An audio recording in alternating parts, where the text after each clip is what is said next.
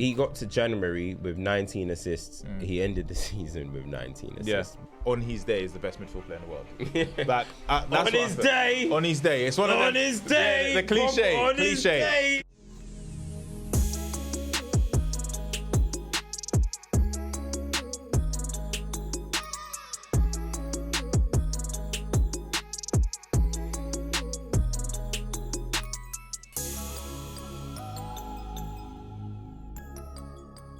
Do you know what I like though?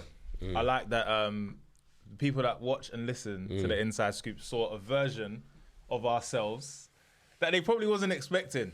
Now, I want to say a massive thank you to Tony Rudiger because you got us the most views that we've ever got on the channel, and for that, there's a lot of subscriptions that have come from you guys, a lot more listens. So you know what? For the people that's watching, now round of applause to you. Round of applause, man. You made it happen. Now, I will say one thing. There was a moment, 5 minutes and 20-something seconds in there, yeah, where he said something about swallow. And you know what? I don't know how we kept composure, but it had to be done. It was difficult for me because where I'm from, you don't swallow. If there's something to handle, you handle it. Like, obviously, I know he don't know about the pause situation. Yeah. But that killed because obviously, shout out to I think it was Parsa. Yeah. The zoom in, you broke straight away. You broke straight away. Oh, shout out to Tony, man. That was good, man. Honestly, and all the people, I know a lot of people are sharing it. It went all over the news as well. It went everywhere, man. Rudiger scored yesterday as well, which was nice. But honestly, like, the love was mad. And the new people that are coming, some people are probably just not here for it, but like, they know us now through doing interviews. Of course. We've got another one coming as well. We've got another big one coming from a current pro as well. Yeah. So that's what we want, man. Current pros coming to this channel. This is why it's called the Inside Scoop. Yes, sir. We're going to give you that, man. Big season ahead. And do you feel like Rudiger's now one of your, obviously you said it when you interviewed him about him, Showtime Rudiger, but now do you feel like you've got a little relationship? Yeah, now, bro, that's my mate, bro. Okay, so I just wanted to know. Yeah, because we're going to go to the Bernabeu. Yeah, do you know what's so crazy? We're going to the Bernabeu. If not for the fact that you're going away. Yeah. I was supposed to be there for the El Clasico. Swear down. I also can't make it as well. He hit me and was like, if you want to come, let me know in advance. But another game, man, another time. But definitely, I've never been to the Bernabeu, so I need to. So I need dreams. This is what I need to go to after seeing what happened yesterday as well. I need that atmosphere, but I need to feel all of that. So, yeah, man. All right, so I spoke to Cams earlier on in the week, because I had a conversation with our good friend Avelino about a best version of a player. Now, this could be throughout, he could play for the same team, or one team, sorry, and throughout the years, what version of this player was the best? So I thought to myself, this would be a great topic for you guys to be involved in, for guys that are listening and also watching. I've got 5 players that I feel like have got better and better, with not only with age, but with performances, and I thought I'd bring it to the table, but also for you guys to take part in as well. Yeah. So I've got 5 players. Interesting. Some of them are retired and some are still playing. Okay. The first player that I want to speak about is Cesc Fàbregas. Oh. Cesc Fàbregas, probably one of the greatest midfield players to ever play the game. That's a good one. But he's played for 3 teams that I want to speak about. He's obviously played for other teams as well. But he's played for Arsenal, Barcelona, and Chelsea. Yeah. Now, for all 3 of those teams, Cesc Fàbregas was world-class and was an integral part of the team's success and everything else that came with it, yeah? But in your opinion, Cams, I'll explain mine as well, and you guys can let us know as well. And Archie, I want to know what you think as well. Now, don't be biased, because you're an Arsenal fan. He's going to be biased. All right? Do not be biased, okay? Yeah. What is the best version of Cesc Fàbregas? The best version of Cesc Fàbregas is Arsenal. Okay. It's Arsenal. Why do you think it's Arsenal? Let me tell you why I think it's Arsenal. I think that's when he was in his athletic peak, as in that's when he was best athletically, I think when he broke through the scene as a 16-year-old, or let's say 17-year-old, I'm thinking about the Juventus game, you know what I mean, in the Champions League 2006, where he absolutely took over. You're thinking about Patrick Vieira left the football club. Patrick Vieira played them at Highbury. He took the ball off him, put through, was it Thierry Henry, right? Yeah. Put through Thierry Henry, and they go on and score. And that performance was kind of the benchmark of what you knew Fabregas is going to go and become. Technical quality, obviously, he has that everywhere. But I just think at Arsenal, he was running games more frequently than he was at any other team. I think at Barcelona, he was playing advanced, he was playing in the false nine a lot, and that was probably his best in terms of finishing. Like he was scoring some outrageous goals. Chelsea, he came as the wise old man kind of thing. But I think from running games from minute 1 to minute 90, that was the best version of Fabregas at Arsenal. And then he also had just that little bit of dribbling about him as well. He could get past the player. He had a bit more burst in him. And that's what I mean about his athletic peak. And then, bro, there was a time when I'm thinking there was Lampard, Gerrard, and then midfielders. But around 2010, just before he went to Barcelona, I think Cesc Fàbregas was the best midfielder in the Premier League. And it's debatable if he ever reached that, for me, that level again. I think he had a great time at Chelsea, great time where he's got the accolades, and he got some accolades at Barcelona. But Fàbregas, he was the heartbeat of Arsenal, man. And the thing is, yeah, it wasn't a successful time, but him, Van Persie, Adebayor, bro, they were doing some things that they shouldn't have, because that team wasn't that, compared to United, compared to Chelsea, that team wasn't ready, in my opinion. And I'm thinking about the goal. Remember the goal against Spurs? From the kickoff. Yeah. He doesn't have the physical capability to do that at Chelsea or Barcelona. Not that version.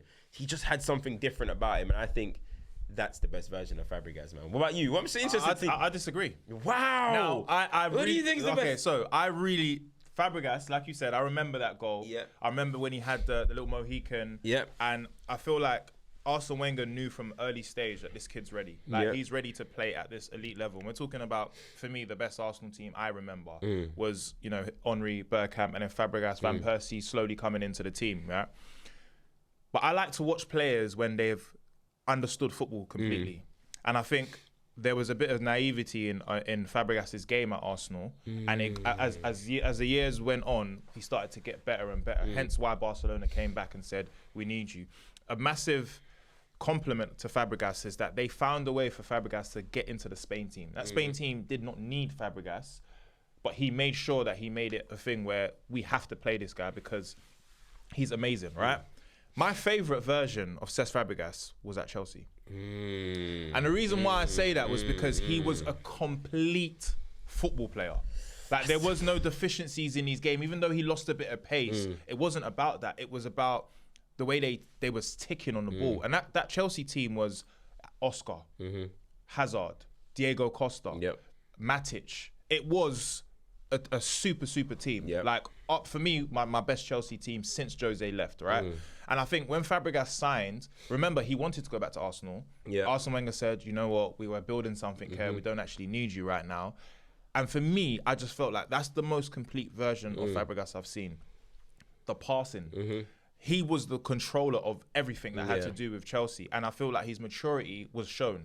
Not only have you won things with Spain, not only have you gone to Barcelona and won everything there as well, you was the conductor of the team, and I enjoyed watching him so much. It kind of reminded me of like when Ryan Giggs went into midfield.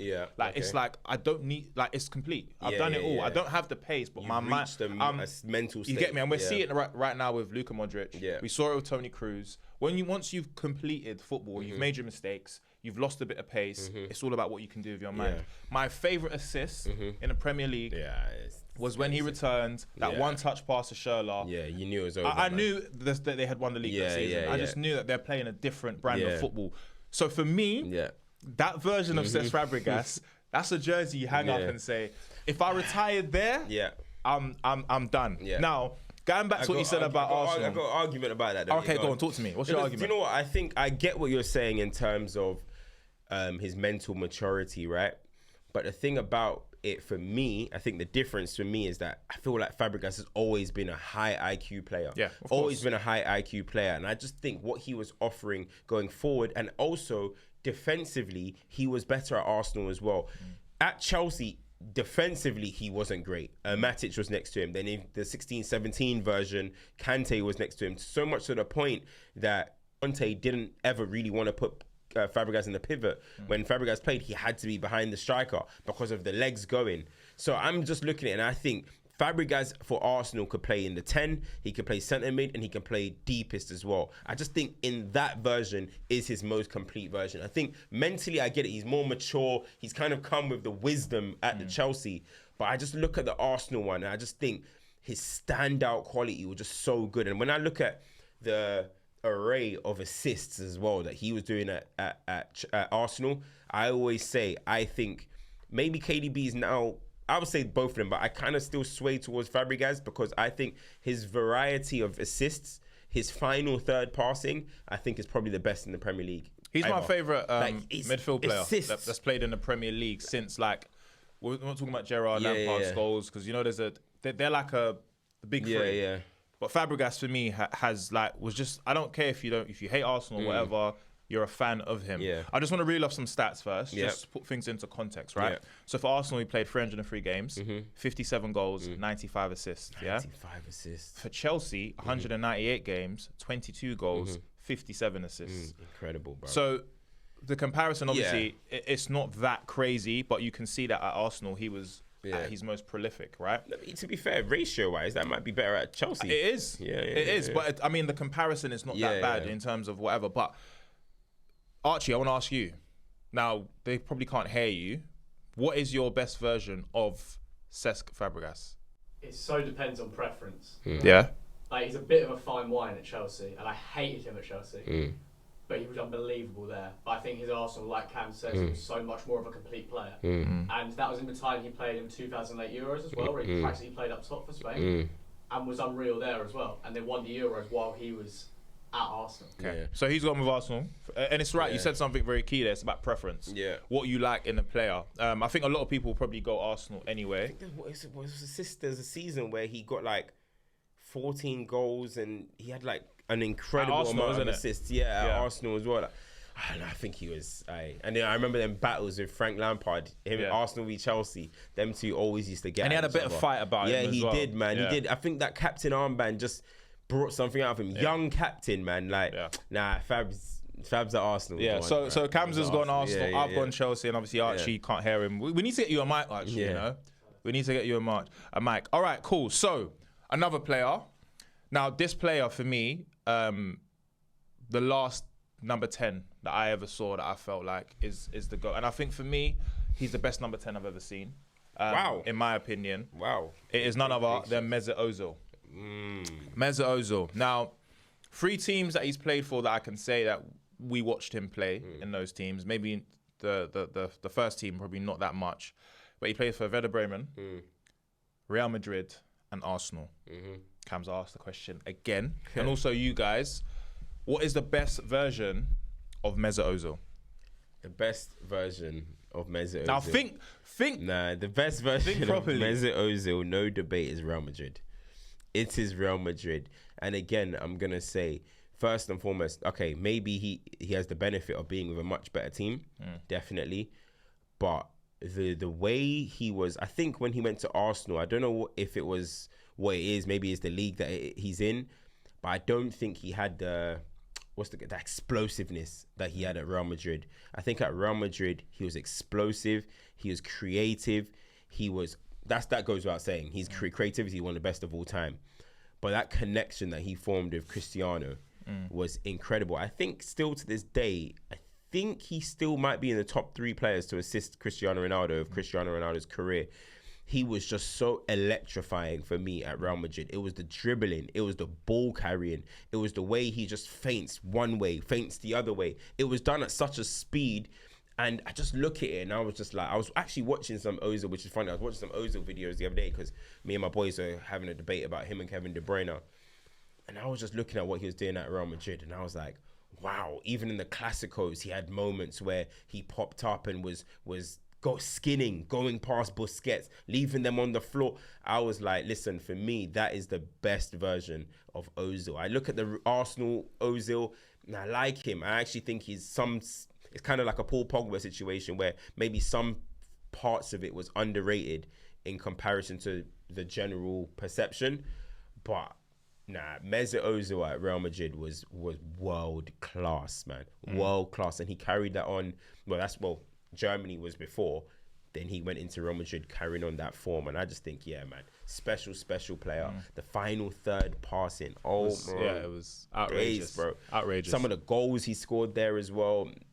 Ozil with the headband. Yeah. Forget about it, man. That's who I'm going for. What is the version that you're going for? So, you made a key point, about him at Real Madrid. Yeah. You've got the best player in the world, arguably the best player in the world. You're playing at Real Madrid. But I prefer Yagan's Yar. Really? Yagan's Yar. Wow. And the reason why I'm going for that is because at Arsenal, I think he was at another level than every single player on that pitch. I think he was the best player by a mile, right? And the levels that he was trying to bring to the team, I don't think they were ready for it. Now, stats is not something I look at, but stats in this case will show you a little thing, right? So at Real Madrid, 159 games, 27 goals, 81 assists. Mad, at Arsenal, 254 games, 44 goals, 75 assists. If you calculate the amount of assists that Ozil should have, because there is a compilation, it's a very long compilation of all the assists that Ozil should have, with Giroud, with all due respect, up front. I think they had Yaya Sanogo as well. Like, there was a lot of players that I don't think were on the same level as him, but I saw a world-class Ozil at Arsenal.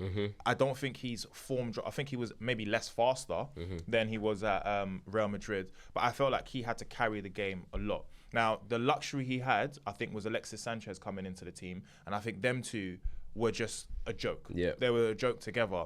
But Real Madrid level was supremely high, and I'm not saying that it wasn't. But what I looked at Ozil and I said, I like to spot players when they're not at the best team and they're still producing high amounts of quality.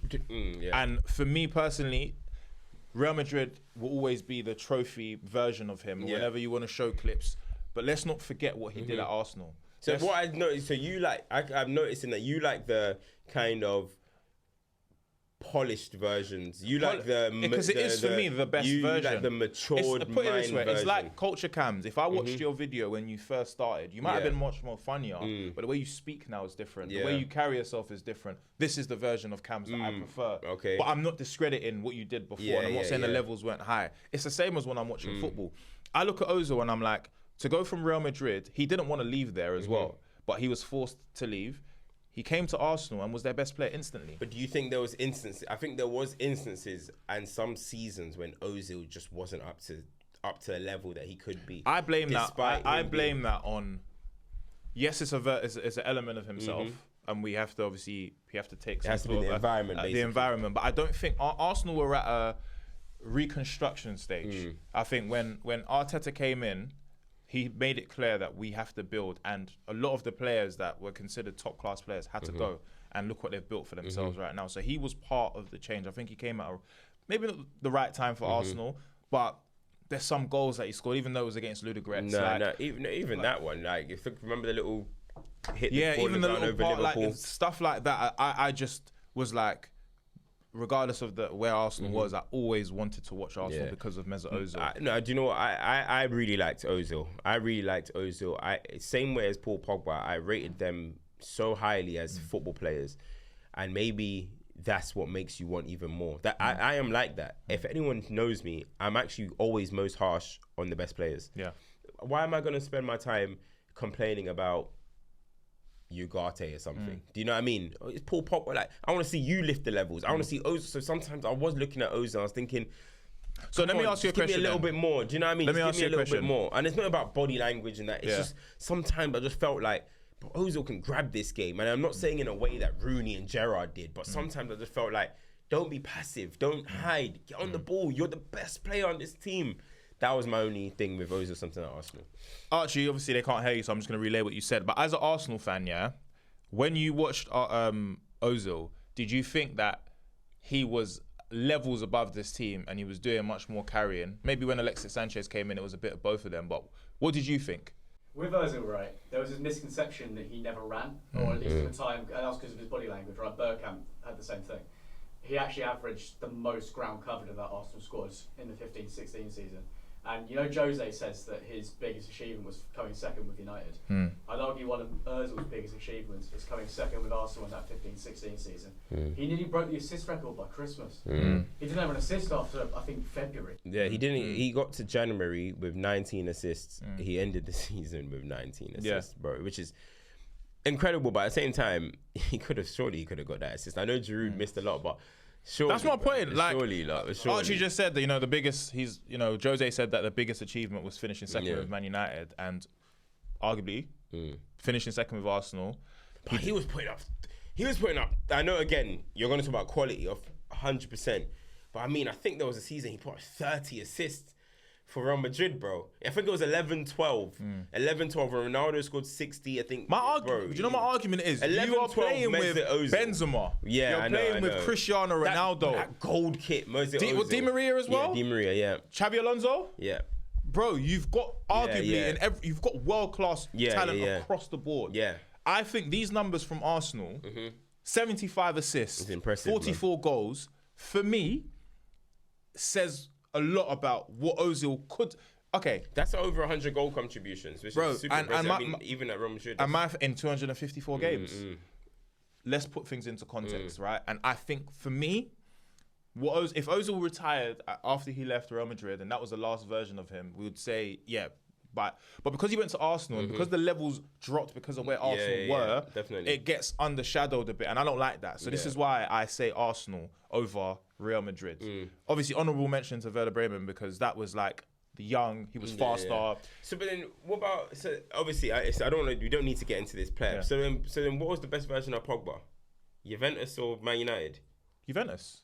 The thing is, it's really not, because the numbers speak volume, but also we watched Pogba at Juventus. Like, we saw what Pogba can do for France during the time he was playing for Manchester United, but what it should have been, and what it's ended to be, is there's no comparison to Ozil. Ozil was much more of a success at Arsenal, regardless of the lack of. I think they won like 2 FA Cups with Ozil, or 3. Pogba's situation burns a bit, because it's like, we know that this player is the most talented, right?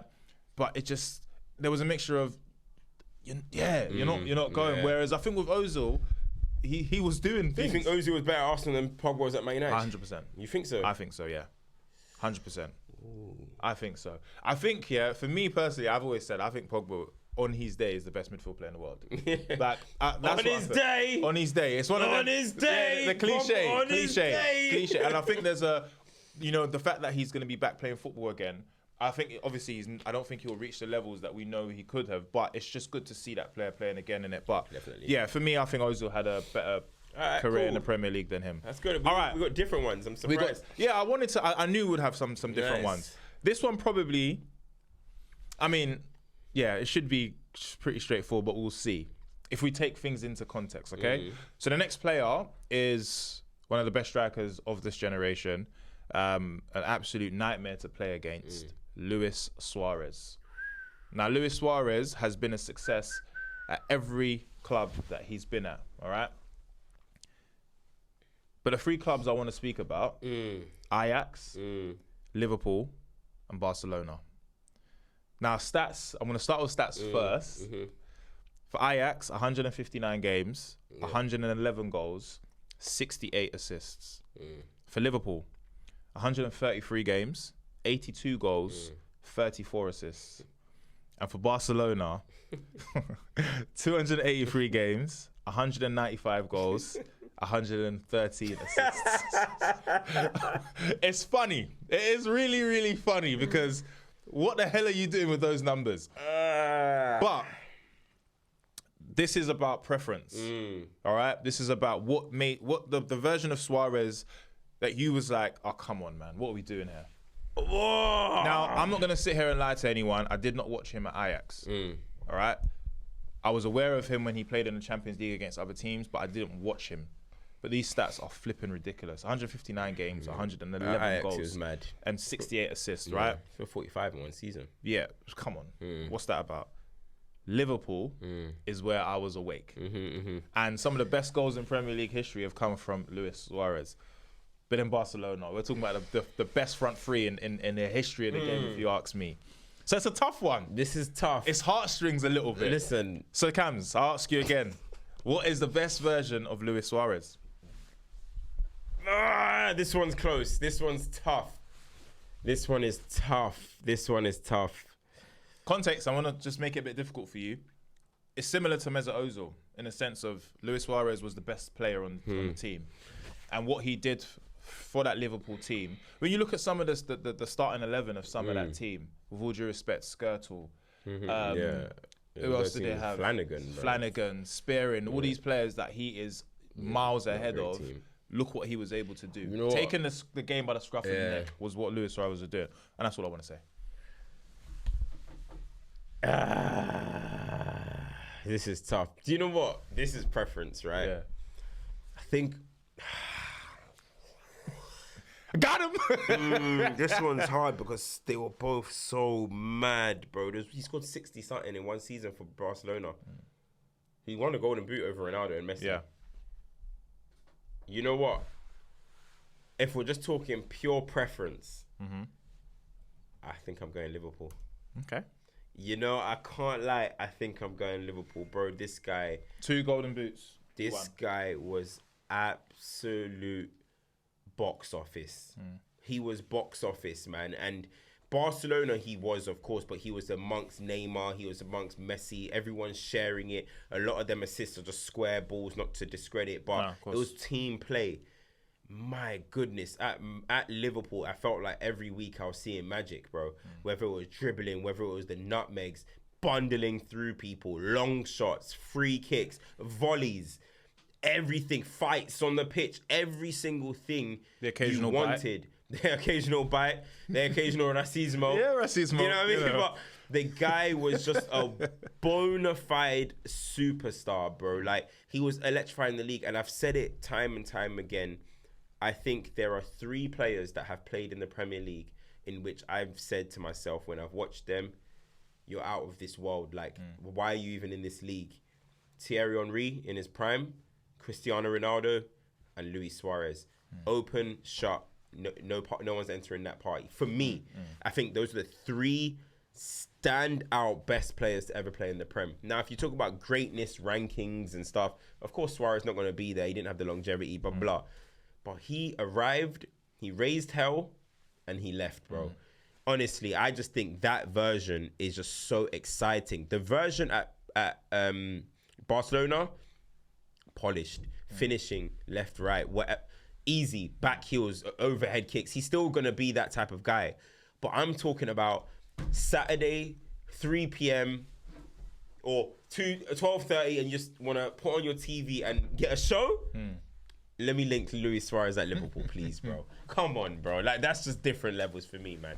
What about you? It's just preference. Yeah, preference. I think I'm going to go with the same thing as well. Really? Because Barcelona, like you said, I think he was even polished at Liverpool. I don't think he was more clinical at Barcelona. More clinical. And like you said, some of the goals, like, they would literally pass it into the back of the net. Like, it was literally, oh, do you want to score today? Okay, there you go. You can get a hat trick. Like, it was that level, and the stats show it. Like, for you to score 195 goals in 283 games is mental. But what I saw him do at Liverpool, against all the top teams, I'll never forget there was a game against United where Dirk Kuyt, I think, scored a hat-trick, right? He dribbled through everyone. And he had this way where he could nutmeg you, but it would hit the back of your heel and go through. Like, he was just an intricate type of player. But some of the goals he scored, like, you know, the goal against Newcastle, controlling it on his shoulder. Come on. Norwich, he raised hell against that team as well. And I think I always look at, like, what player stands out when the team is not doing the best. And I think Luis Suarez was the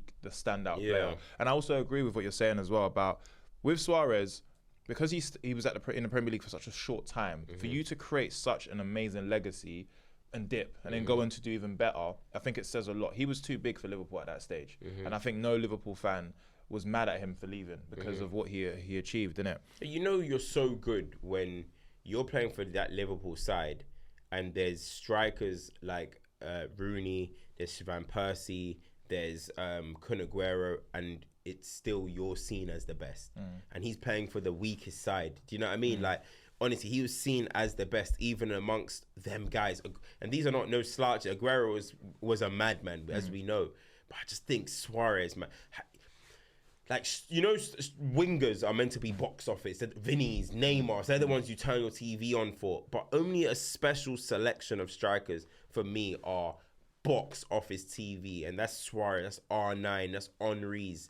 Like, I just think he just falls into that mold. But honestly, we have to give credit to that Barcelona. No, it was a joke. It was a joke. His finishing at Barcelona was a joke. The Champions League campaign, obviously, he scored in the final. The season after, he went even crazier.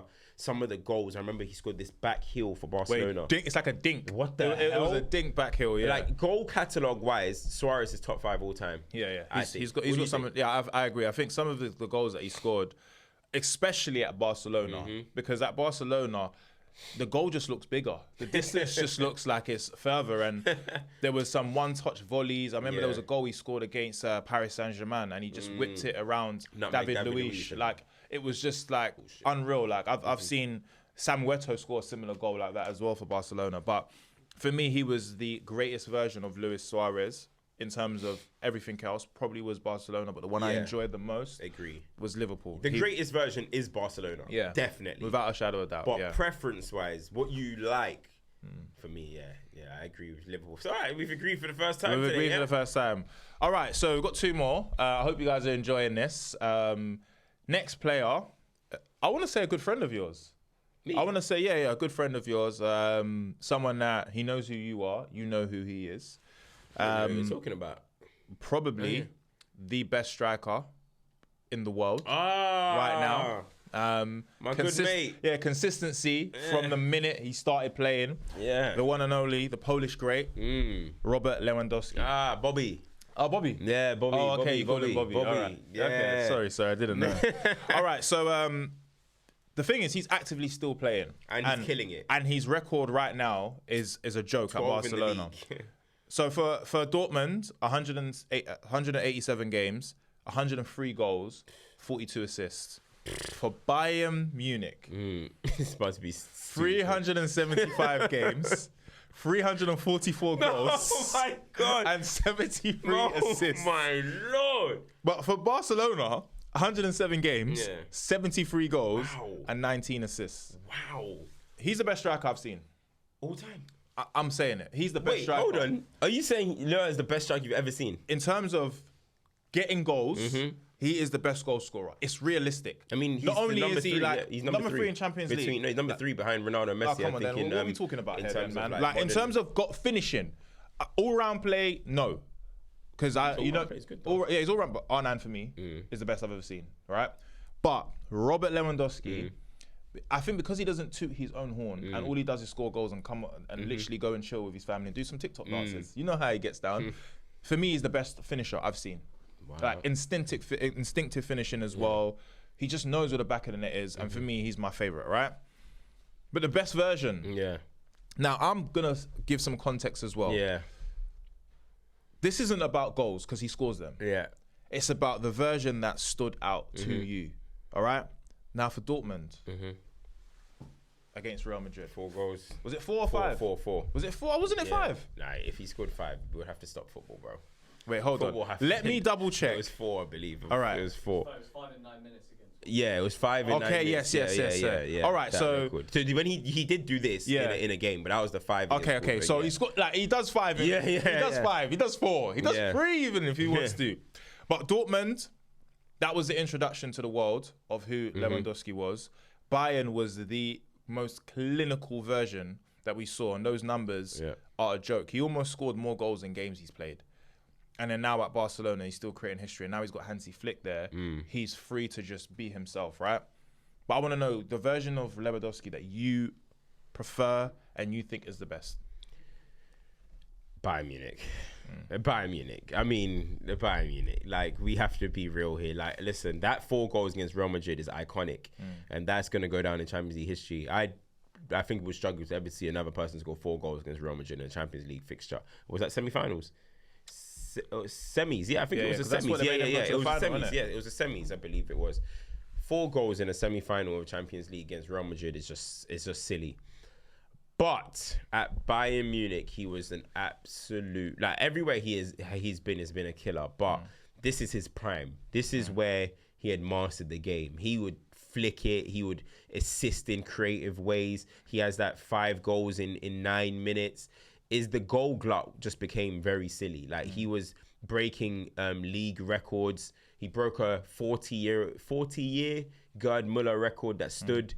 You know what I mean? He's second to Gerd Müller all-time by Bundesliga goals. Obviously, that includes Dortmund stuff as well. But I just think that you look at the Champions League campaign. I know it was lockdown, but I mean, he was on a tear up. If it wasn't for the fact that it got put to 1 game per round, he would have probably broke Cristiano Ronaldo's record of goals in a single Champions League campaign. I think it stands at 16 or 17, and I think he got 15. Ballon d'Or, he should have really. Yeah, he got the UEFA Best Player in Europe 2020, but they made that up. They made it up. They gave him some Buki goal and Best Striker award as well. We all know he should be a Ballon d'Or winner right now. Lewandowski should have a Ballon d'Or to his name if it wasn't cancelled because it was COVID. Makes absolutely no sense, as if football didn't continue. So that means we are talking about Loa reached best player in the world standard at Bayern Munich. I can't overlook that. As much as at Dortmund, he did amazing things, but you just said it there. Come on, 300 and something games, 300 and something goals, 70 something assists. Like, we're talking about stats that I literally only hear from Cristiano and Messi. Like, yeah, I just don't think it can be a conversation, mate. Yeah, the one that so for me, I agree. It is Bayern Munich, yeah. But I just remember at Dortmund, you know, Götze, Royce, I just felt like that team was going to go on. Youthful. Everyone's FIFA pick. Yeah, it was your feet. Like, there was just pure football. There was a guy's name, I can't think, I've got Blaszczykowski. Yeah. Like, the team was just, I loved watching them, but I have to agree. Bayern Munich was just perfect. He was a goal machine. It's like one of those players that, like, you don't even have to watch the game. You can just check, who scored? Lewandowski scored. And it shows. But I think that was the most all-round version of a striker that I've seen. And for the simple fact, as you said, for him to be, I think he's number 3 in the Champions League. He's number 3. Number 3 all-time goals in the Champions League is amazing. And I think he's only won it once. But I just don't think there's a more complete finisher than Lewandowski in world football as it stands right now. I think we look at all the other players, like you've got Haaland, you've got, Vinny, Mbappe, they don't score goals like him. Like, he can score any type of goal, left foot, right foot, amazing header, and he doesn't miss, it's like he doesn't miss penalties as well. You know, he has the second most all-time headed goals behind Cristiano. How about this? It's kind of crazy. I think people don't associate him with being like, you think about like, when you think about big headerers, you think about Drogba's and all these type of men. You don't really. He's got the second most, I think, of all time. He's got in all type of competitions like La Liga, the DFB Pokal, 20 times he's been top goal scorer. In Champions League, in La Liga, like he was a top goal scorer in La Liga last season. Season before. And he's gonna get it this season. He's gonna come on. Let's have it right. I just think he's just a ridiculous goal scorer. You know what's crazy? You look at his record for Bayern against Dortmund. You want to see a man that hates his former club? Go check it out, bro. Let me see.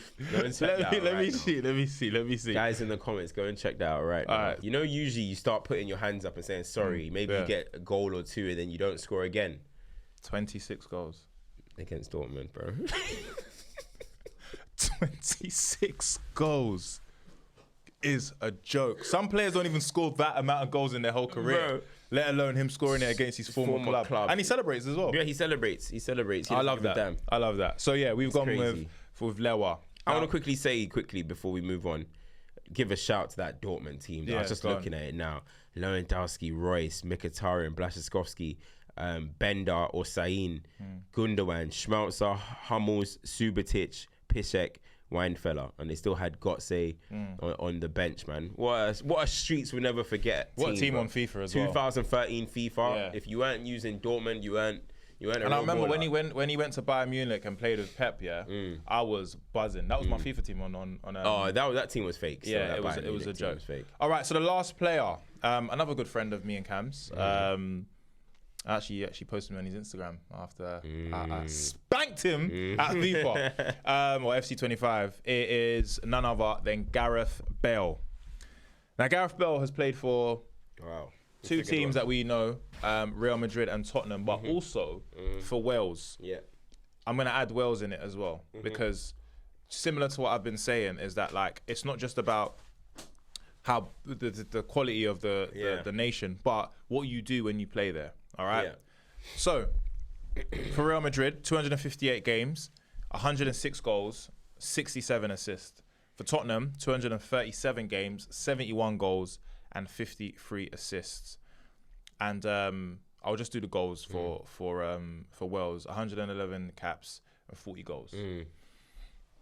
Gareth Bale, one of the most disrespected wingers, I think.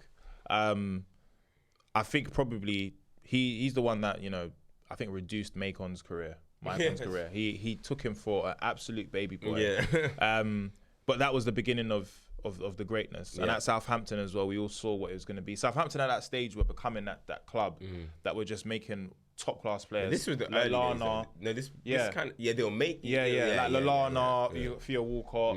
Obviously Luke Shaw left as well. Oxlade-Chamberlain. Yeah. There were some good players that come from Southampton, right? Yeah. But the version that you enjoyed the most, what one was it? At Real Madrid, he just, again, in terms of how we're talking about when people just understand what they are, bro, look, these people, go and look at his Real Madrid goal catalogue. If you think his Tottenham goal catalogue is crazy, he was doing outrageous things at Real Madrid. Free kick, volleys again, outside the boots, like whips into, what do they call it? The stanch. Stanch. Side netting as well. Bro, he was putting the ball in places that the ball shouldn't be going. But you know what? I'm going Wales, Harry. What? I'm going Wales, Harry, bro. Explain. Bro, you ever heard that song? And when a hero comes along, with the strength to carry on. Yeah, I hear you. You know that song? That song, I think, was made for Gareth Bale and Wales. He was doing things for Wales that no player playing at that level of team should do. He was their hero. He was their captain. He was their leader. He was everything for Wales. And I know at Spurs he carried them in a season.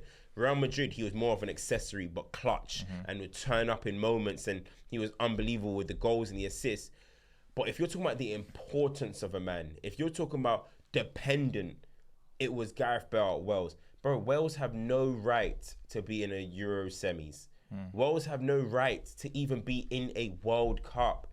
They had Giggs, they had Bellamy, they had all their man. Robbie Savage, Gary Speed, all their man. They Earnshaw. They didn't make World Cups. Earnshaw, wow. Yeah, they didn't make World Cups. Wow, what a player. But with Gareth Bale, he led through their golden generation, bro. I'm thinking about them games where it was qualifiers in the rain, give the ball to Bale, and he just put it top bins, bro. I'm thinking about that game when he scored the free kick as well, when they needed him. Like them David Beckham moments that we remember in 2002 when he sent England to the World Cup in Greece. Bale has like 4, 5, 6 of them for Wales. Nah, man, in terms of just the way he was like I don't know what to say. It was just a proper hero, bro. A proper hero. And for me, I just think every time I was watching that Bale, I was just like, how is he doing this? How is he doing this? How is he doing this? And I honestly think, I've watched many players in my life. I think Gareth Bale would enter my top 10 international players. Top 10. How many players could go and do what Bale did at Wales? Wales. People talk about Gerrard carried Liverpool. Gerrard had some really good teams too. So, bro, 3 seasons in a row, Pepe Reina won the Golden Glove. Liverpool were a solid outfit. How many people can play for Wales and do what he did, bro? Do you know what? You're spitted today. Wales. This is it. This is Culture Camps. This is why Culture Camps is Culture Camps. Do you know what? I agree. I think, but I'm not going to pick that team, the club, country. But I agree. I think similar to what I said about Ozil earlier, and similar to what I said about, Suarez, is that it's about what you can do when your chips are down and what you can show. Are you going to be the light for your team when things are literally very, very dull? And that's what it was. They had one player that was, I wouldn't say on the level, but was a top player, was Aaron Ramsey for Wales. The rest of the players were kind of in lower league teams in the Premier League or even in the Championship. I think the biggest other player probably was Ashley Williams, right? Other than that, it was pretty much Gareth Bale's show. And it's literally that the whole nation was relying on Gareth Bale, and he came through many, many times. Even at the last, the World Cup before last, I think the Qatar World Cup. Was that the last World Cup? Yeah. The last World Cup. Gareth Bale being there was he was on his last legs as well and still was able to get a goal, and there was a bit of hope that they could be able to get out of the group stages. But for me, he's up there with Ryan Giggs as probably the most impactful player for Wales, and I don't think Ryan Giggs did what Gareth Bale could do. For Wales, no. Not for Wales, and Ryan Giggs was a world-class player. So I agree with you in that regard. But for me, when I watched Gareth Bale and I saw the ascendance of his career at Tottenham as a left back and becoming actually some of the goals that this guy scored. Yeah, I remember that goal he scored against West Ham at Upton Park. Talking about stanchion, the goal he scored at Stoke, with his leg in the air, what he did to Maicon at the San Siro, and even at White Hart Lane. This was a player that didn't know no limits and was very just having fun with it. And I think for him to go to Real Madrid is a massive, massive credit to where he's at. Real Madrid don't just sign anyone. Bro, to be a Galactico, he was a Galactico. He's a Galactico. To get signed to be he was a Galactico. Yeah. Do you know what level you have to reach? Yeah, you have to be at supreme levels, and obviously the only player to leave Tottenham like that was Luka Modric. But he wasn't a Galactico. He wasn't a Galactico. He was part of. It was great. Again, arguably one of the best front threes. BBC pause. Do you know what I'm trying to say? Pause. So I would go with Tottenham Bale. I enjoyed watching him in the Premier League, and I was sad to see him leave because it was the levels at the Premier League at that time were so high. There's so many top players at top teams. So I will go with Bale at Tottenham. I mean, that's good. If he stayed fit for even longer at Real Madrid, he would have probably ended up as one of their all-time scorers. Man. If you look at his numbers there, silly goals, bro. He was doing some crazy things. And do you know why? Some of the times where I liked him the most was when there was an option to pass to and he was Ronaldo, being greedy. I loved it. He was just I loved it. This, there was a game, I think my best game of that BBC era, again pause, was probably in a Champions League against Schalke. Orange kit. What they did, they all scored a brace. Yeah, they all scored. Ronaldo scored that amazing steppy shot. But it was Ronaldo, you could see he wants to pass, but Bale had the audacity to say, no, I want to score. And I think that was a mark of how great he was as a player. Obviously, he loved Wales more than he loved other teams, anything else, probably golf actually more. That is it. So, just to conclude, for Cesc Fàbregas, Cams has picked Arsenal. I picked Chelsea. For Mesut Ozil, Cams has picked Real Madrid. I've picked Arsenal. Luis Suarez, we both picked Liverpool. For Robert Lewandowski, of course, we both picked Bayern Munich. And for Bell, Cam's picked Wales and I picked Real Madrid. So that is the best versions of a player. Let us know what you guys think in the comments, and also people that's been listening. But I'm not done yet. I'll actually get those headphones back on. Good. What's going on? I've got a challenge for you, mate. You thought you could get away. What's going on today? Now we're going to keep it Premier League. Okay. All right. Top 10. Now, there's a list of 10 players. Okay. Can you name me players with the most clean sheets in Premier League history? Wow. Goalkeepers. Okay. Yep. Let's start with Peter Cech. That is Peter Cech. He's number one. Let's go with Edison. No. Okay. That was a bit ambitious anyway, to be honest. You said most clean sheets. Most clean sheets. So Petr Cech has got 202. Okay. David James. He's number two. Yeah. 169. Okay. Edwin van der Sar. Edwin van der Sar. Yep. Number 8. 132. Wow. Okay. 132. Let's go with Schwarzer. Schwarzer is number 3. Okay, good. Well, joint 3 with someone else. Oh, wow. Okay, joint three. Let's go with He's won 4 Golden Gloves, so I'm gonna go with it and try Joe Hart. Joe Hart is outside of the top 10. Was he 11th? 12th. Okay. By the way, this is on the official Premier League Yeah.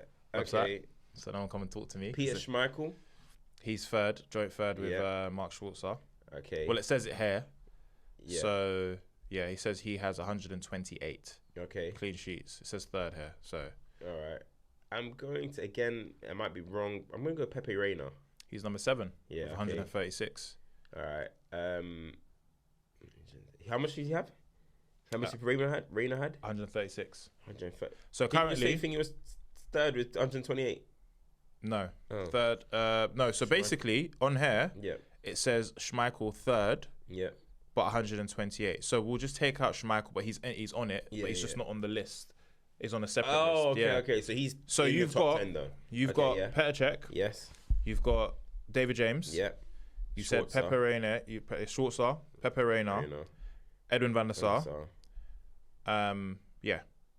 And then that's what I said. Yeah. yeah. So So I've got the 5. reason why it's the top 10 is because a lot of the players are all joint. Okay. So someone like got joint 7th and Yeah. joint 8th and that. Okay.